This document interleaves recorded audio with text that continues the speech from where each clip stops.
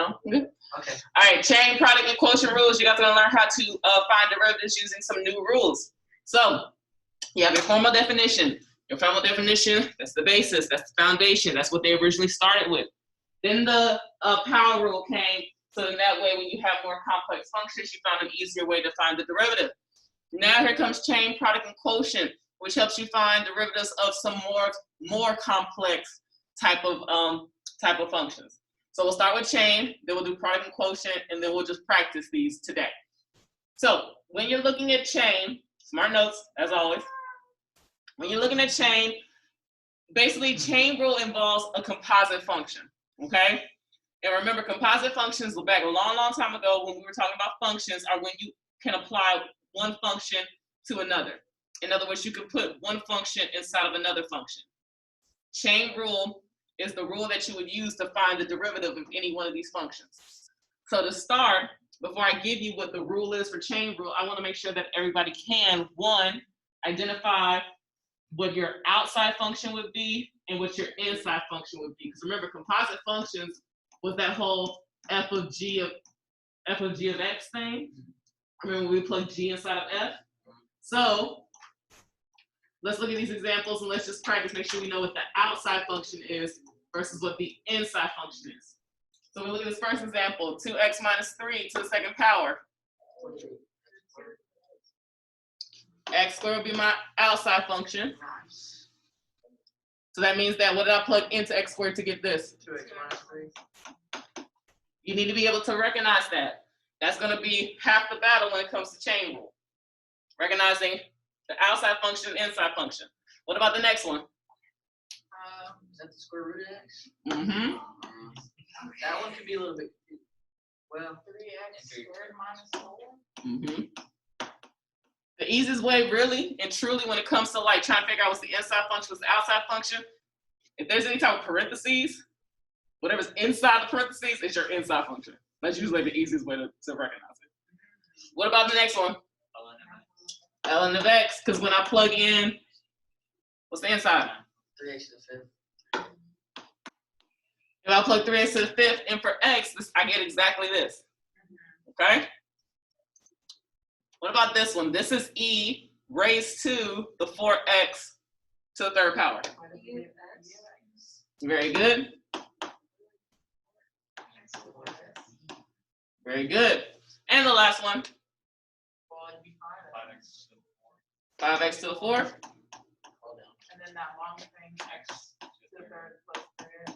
Very good. This is half the battle when it comes to applying chain rule. That's half the battle. The reason why is because chain rule, basically what it does, the top part is my definition, the bottom part is what's in your reference booklet. It says that if you have a function, which is a composite u of v of x, then the derivative of, when you apply chain rule, you take the derivative of the outside function, which would be u, with respect to the inside function, then you multiply it by the derivative of the inside function, okay?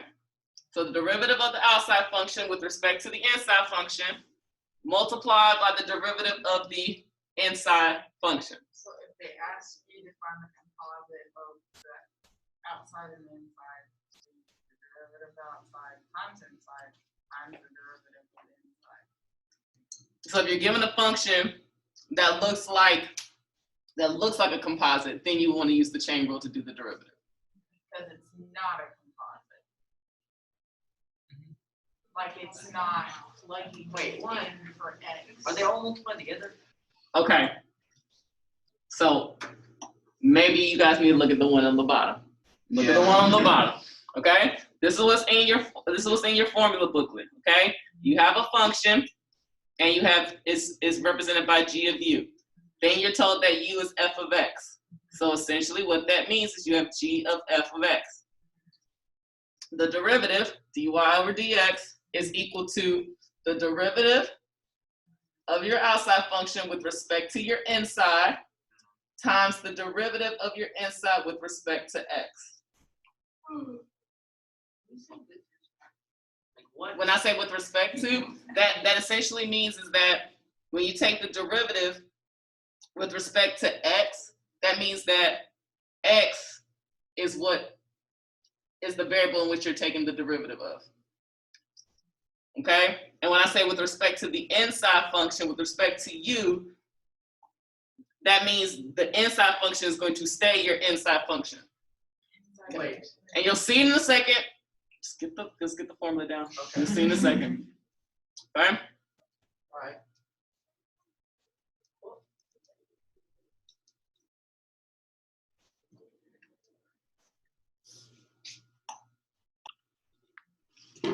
So I start you off with making sure that we're able to identify what is our inside function and what's our outside function. So then that way we can find the derivative of f. We have 4 times 5x to the third plus 2 to the 6th power. Okay? And remember, the original function is set up as u of vx. So that's like g of f of x, okay? It's the composite. What is our u of x? What's our outside function? What's our inside function? So when you're finding the derivative of f,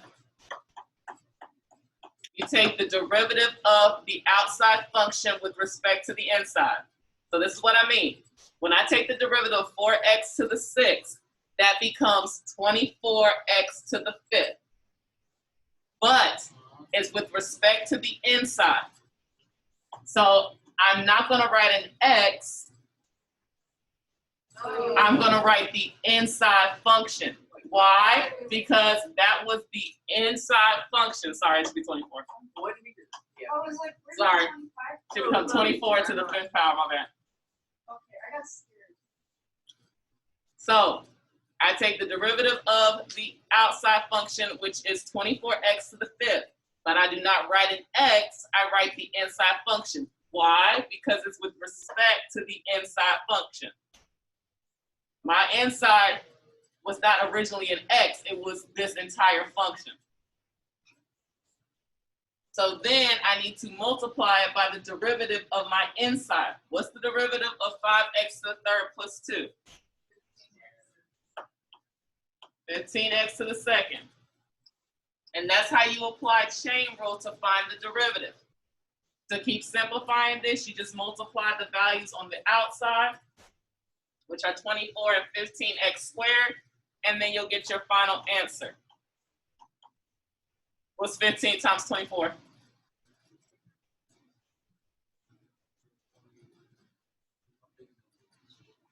think it's 360.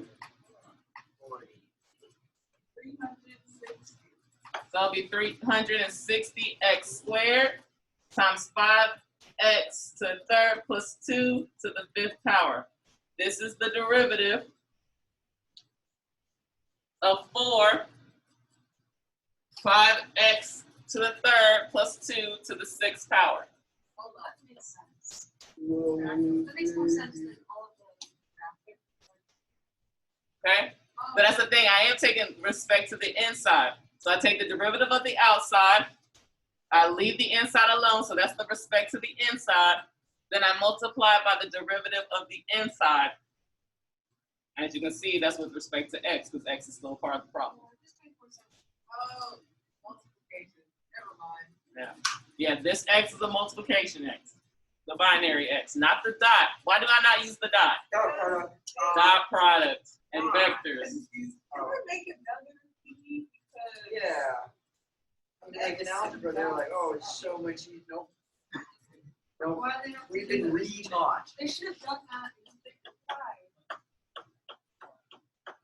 What's my outside function? What's my inside function? Square root of x. And my inside? 4x squared plus 1.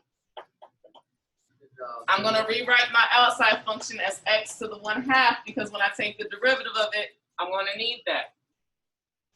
So my derivative, I take the derivative of the outside. So that's the derivative of x to the 1/2. What is that?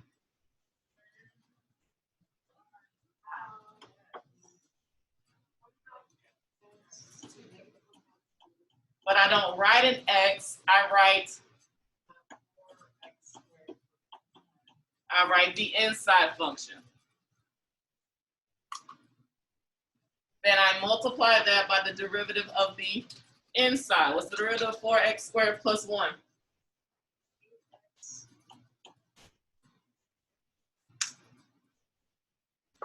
So then the last thing I need to do is I just need to multiply my values on the outside. I can't multiply anything on the inside because it's being raised to a particular exponent. So what's half of 8x? So I have 4x times 4x squared plus 1 to the negative 1/2 power. Can I have a negative exponent? So I need to do what? Bring it to the bottom. Can you take the square root of that? No, you cannot take the square root of this. But you can write it with the square root instead.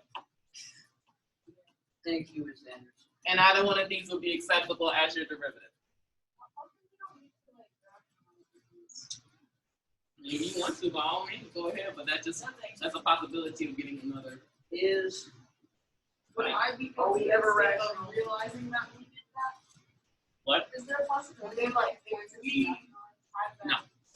There are no and then we decided to rationalize it? And it's wrong?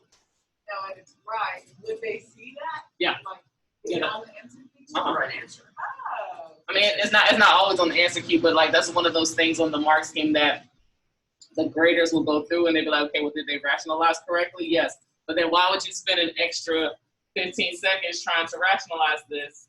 Because then once you rationalize, you'll have to continue to simplify. Sure. Because that's what you're trying, that's essentially what you're doing. So it's something to kind of keep in mind as you're working on these. Questions on chain rule? Okay. That's all we gotta do?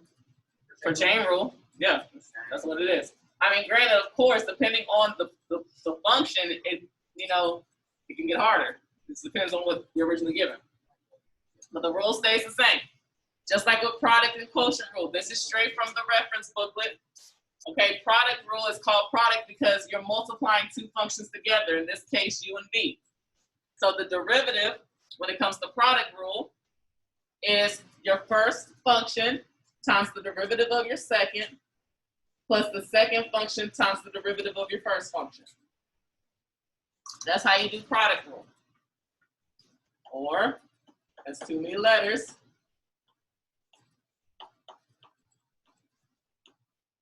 Look at it like that.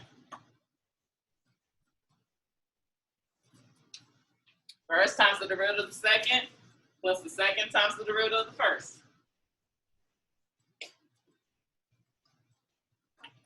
Quotient rule is called quotient rule because you are dealing with a fraction, a quotient, where you have one function divided by another function. The derivative of that is the bottom, the denominator, times the derivative of the top, minus the top times the derivative of the bottom, all over the bottom squared. All right? That's exactly how it breaks down in the reference booklet. To be honest, when I was taught quotient rule, when I was taking calculus, I was taught low, D high, minus high, D low, all over low, low, or low squared. What? Low, the bottom, Okay, yeah. D high, derivative of the high, derivative of the top, minus high, the top, Yeah. times the derivative of the bottom, D low. Oh, All over low, low. Well, what's low and low? Low squared. So bottom squared. I mean, it's up to you if you want to. I mean, Let's leave that but here we go. one. So f of x equals, we have 2x to the third plus x squared plus x times x squared plus 1. Now, of course, this is something that if you wanted to, you could multiply it out. But You could multiply, combine like terms, and then take the derivative of it. Or you can recognize that this is a product rule because here's one function, here's the other function. So you can use product rule and go straight to the derivative without having to do any algebra in between. So remember, product rule is the first function times the derivative of the second function. So the derivative of v is what? 2x. Very good. Then it says plus the second function times the derivative of the first. What's the derivative of u? 6x squared plus 2x plus 1. And that is using product rules to find your derivative. Now, if you wanted to, yes, at this point, you could distribute over the 2x. You can multiply out the x squared plus 1 and the 6x squared plus 2x plus 1. Something like this, because it is a polynomial, I would, and just to get your final answer, combine your like terms. Because a lot of these polynomial ones, you will see the final answer as just one polynomial. You do one huge foil and Huge. This is tiny for a foil. Okay, so our final answer is 10x to the 4th, 2 to 4x to the 3rd, 2, 1, 6, 9x to the 2nd, plus 2x plus 1. If I combine like terms correctly. So again, remember it's the first times the derivative of the second plus the second times the derivative of the first. That is product rule. Now down here, as you can see, this is nothing but going to be quotient rule because you have a fraction. And remember quotient rule, that was low D high minus high D low all over low low. Or that long fancy thing that's in the reference book.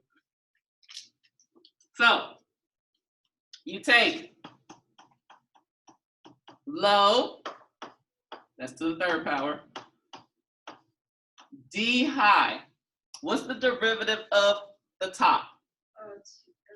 Negative 2x. Negative 2x. So low D high minus high D low. What's the derivative of the denominator? 3x squared. That is all over low low. And I'm going to leave it as 3 x to the 3rd plus 1 squared. Now, once you apply the quotient rule, you just, after this, you just want to make sure you don't make any algebraic mistakes. A very common mistake is that students forget that that's a minus at the top that has to be distributed to whatever that follows it, okay? So that's one common mistake. And a lot of students like to try to expand the bottom. Don't expand the bottom. Because if the top can factor with something at the bottom, you need the factored form in order to see that. Oh, yeah. Okay? Oh, yeah. You like doing bad. So let's go ahead, let's distribute. That's a negative 2x to the 4th minus 2x. I'm gonna leave the minus out there, so then that way I can make sure to distribute that 3x squared over, and then I'll apply the minus.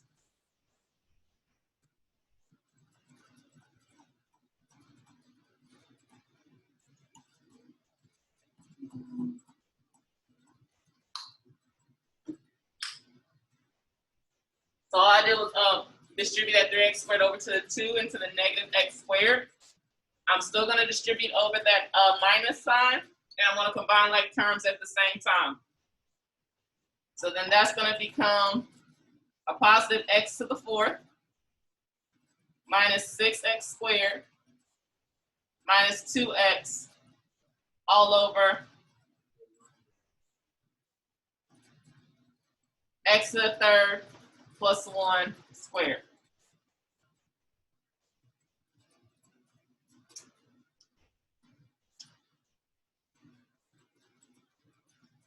Now, if we can factor the top, we will want to do that.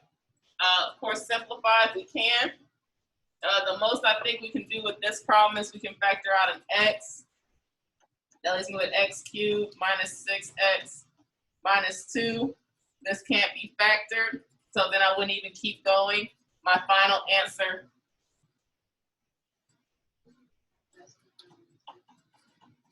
is this.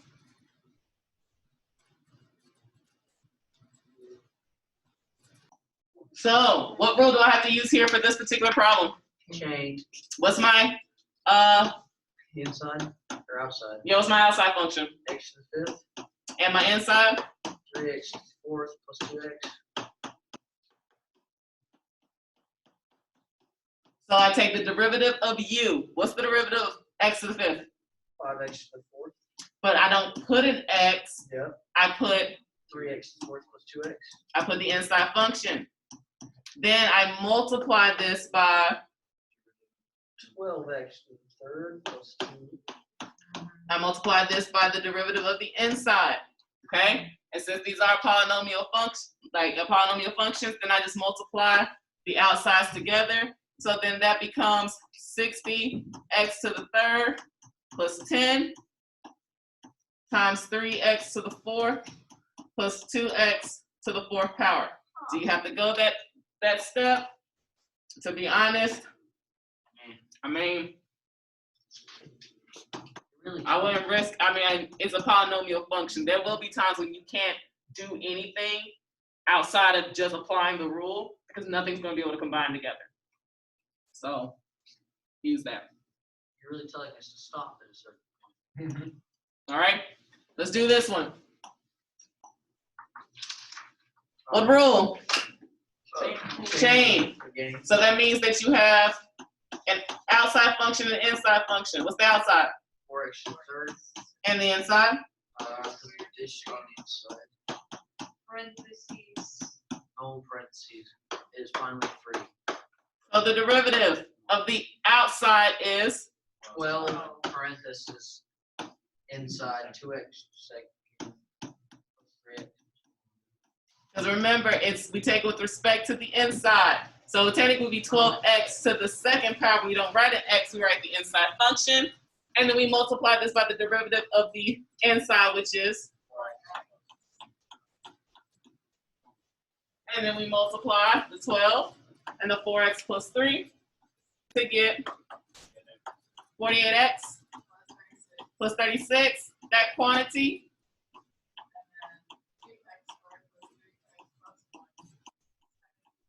And that is our derivative.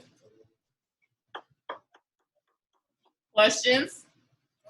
Becoming easier the more you do? When you need to find the slope, you plug in an x value. Yes, great question. Remember, when we're finding the derivative, we are finding a general rule to find the gradient of a tangent line. So if it said, find the gradient of this function that was in the green at x equals 2, you would perform the chain rule, you would get your answer, and then you would plug in 2. Now, real talk, if it's asking you to find the gradient, I wouldn't go to this step right here. I would go to this step, and then I would evaluate it at 2. Because it doesn't matter about the simplified form, it matters about what the gradient is. You feel me? Yeah. Okay. But if it did ask for the derivative, I would go that all the way. Let's look at this one. What rule?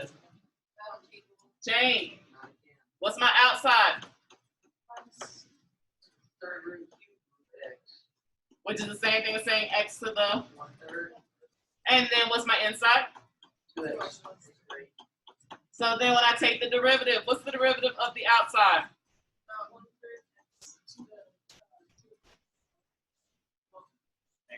Negative. But I don't write an x, I write. Very good. Times. Very good. The derivative of the inside. Now, of course, we want to multiply our values on the outside, so that's a 1/3 times a positive 2, which gives me 2/3. But not only that, I need to make sure that I have a positive exponent. We have to do an arbitrary form. Oh, you can. Yeah. Oh, dang. That's even Or- less work. You can rewrite it in its radical form. This will be what root? Cube root of 2x plus 3, that whole quantity squared. Can you say third root? Cube root. I mean, if you say third root, that's not technically What's proper forward? terminology. Fourth root, fifth root, sixth root, seventh root. But It's just square cube. root and cube root are like special. Queen simple root. All right. Here's another. Right now, we can recognize that this is going to be another chain. Yeah. It's going to be another chain rule. Where my outside function, hopefully y'all said x to the 2/3. And my inside function is 9x squared. 9x plus 2. Yep. So then the derivative of this is going to be 2/3 x to the negative 1/3, but I don't write an x, I write, very good. And then I multiply this by the derivative of my inside, which is just 9. Awesome. So then I need to make sure I multiply my outsides, which are 2/3 and 9. What's 2/3 of 9? 6. So I have a 6, but I need to make sure I take care of that negative exponent. So I bring that down to the bottom. And I have this, or I can rewrite it in the root form. To be honest, doesn't matter. At this point, doesn't matter. And that's my value. Questions on chain rule? Questions on chain rule? I think I might have it. Okay, because again, chain rule is the one that's used the most out of all the rules, okay? But let's not forget and let's not get a little sloppy. Let's go ahead and let's find this one. Hopefully everybody can see it. It is saying the square root of x, parenthesis, x squared Wait, plus 1. this is product rule? Can you tell me? You got the fun. All right, here we go. So this one, what rule do we use here? Product. This is product because this is u times v. So remember, the derivative when it comes to product rule is the first times the derivative of the second. What's the derivative of x squared plus 1? Then it's plus the second times the derivative of the first. What's the derivative of the square root of x? 1/2 x to the negative. There we go. And so at this point, it's kind of hard to truly really simplify this. It's more so just of a matter of one, taking care of any negative exponents that we have, which we have that over there. And then of course this is the same thing, saying 2x square root of x. And then over here, we'll essentially have x squared plus 1 all over 2 square root of x, or x to the 1/2. Sure.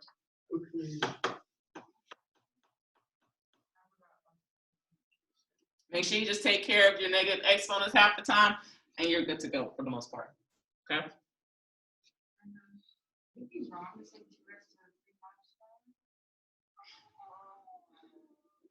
Oh, for this one over here, you can do that. Look how seamlessly she wrote that wall. That's nice work. All right. Let's do this one. Find f prime of x of f of x equals 1 over x squared plus 1. I was saying. Now for this one, what rule did you use? Quotient. So that means you had to do low, d high. What's the derivative of the top? Minus high, d low is the derivative of the bottom. All over low. Well, this one's pretty easy because 0 times anything is 0, and negative 1 times 2x is the negative 2x over x squared plus 1 squared. Can I simplify that any? Simplify. Not make it longer than what it really is. If you FOIL, it's not going to cancel anything out, so that is it. You know, you could have also done this one using chain. If you have brought this up and made it a negative 1, you could have done chain rule, where your outside function is x to the negative 1 and your inside is x squared plus 1. That would be negative 1 x to the negative 2, but you do it with respect to the inside, and then you multiply by the derivative of the inside. Take care of your negatives and multiply your outsides. Negative 2x over x squared plus 1 squared. Works both ways. Huh? Like, you need something that's obviously quotient to tell you the same. Obviously. No, it would be a matter of you. They just tell you to find the derivative, and then you choose which method. You got the same answer either way. Same, true. That's why it works. Let's do this one together. The reason why I say that is because this one is an example of where you have So many More than one rule in one. And that can happen. Here we have a product and a chain. The reason why is because our first function is x. That's being multiplied to 1 minus x squared to the 1/2.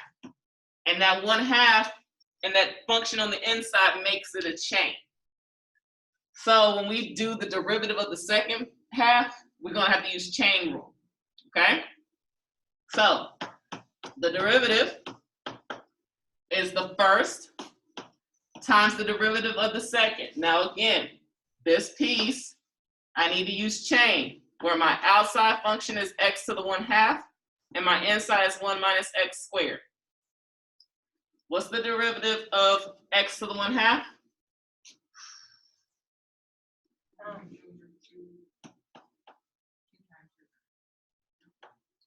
So like y'all getting pretty quick with it. But remember, it's with respect to the inside, which is still a 1 minus x squared. Then you need to multiply that by the derivative of the inside, which is what? -2.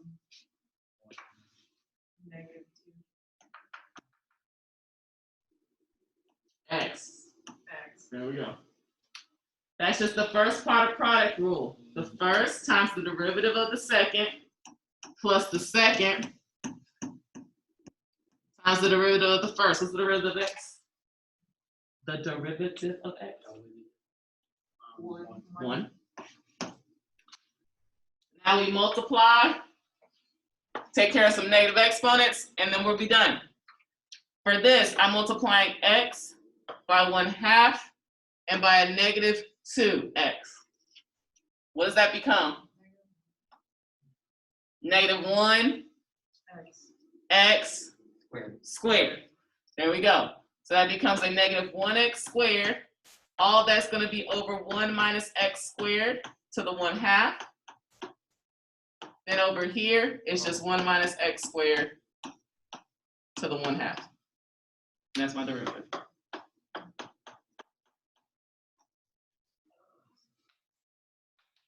You want to make it so that the same denominator to make it one fraction, you can do that, but you don't have to. It is simplified, no negative exponents. You really walk a fine line so you don't. Listen, I'm trying to make it easier for you because I have some students right now in my first period that will try to get a common denominator to write as one fraction, which means they're going to end up simplifying more and simplifying some more, simplifying some more. But why? I don't know, but they do it. They do it. So you do have one of those. No, I have multiple in that class, but that's not the same thing. That's not what I was talking about earlier. Let's try this one. This one's on you. Here we have to use product and chain. So product because it's 4 x to the 4 times x squared plus 3 to the 1/2, and chain because that second piece is a chain rule. So it is the first times the derivative of the second. This is where I have to do chain rule. My outside function is x to the 1/2. My inside is x squared plus 3. So I do the derivative of x to the 1/2, which is 1/2 x to the -1/2. But I don't write the x, I write the inside function. And then I multiply by the derivative of the inside, which is 2x. That is the first times the derivative of the second. Then I have to do plus the second times the derivative of the first. Well, as we can see, this is going to be just x squared plus 3 to the 1/2 times the derivative of x to the 4th, which is 4x to the 3rd. At this point, I just need to see if I can multiply anything, take care of any negative exponents, and then I'm good. X to the 4th times 1/2 times 2x is what?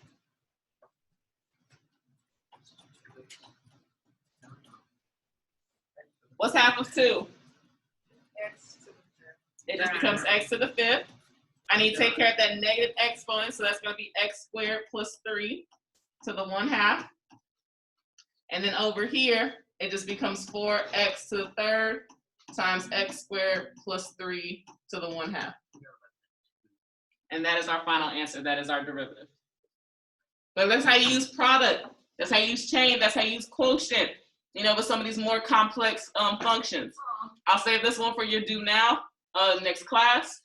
And this one, what rules would I have to use here? Quotient and chain. Quotient and chain, because the denominator is a straight up chain. Okay? Straight up. But the main thing is, again, I have to know how to use these different rules because we are going to eventually apply them to graphing functions, to real world applications, and to a few other things as well. Okay?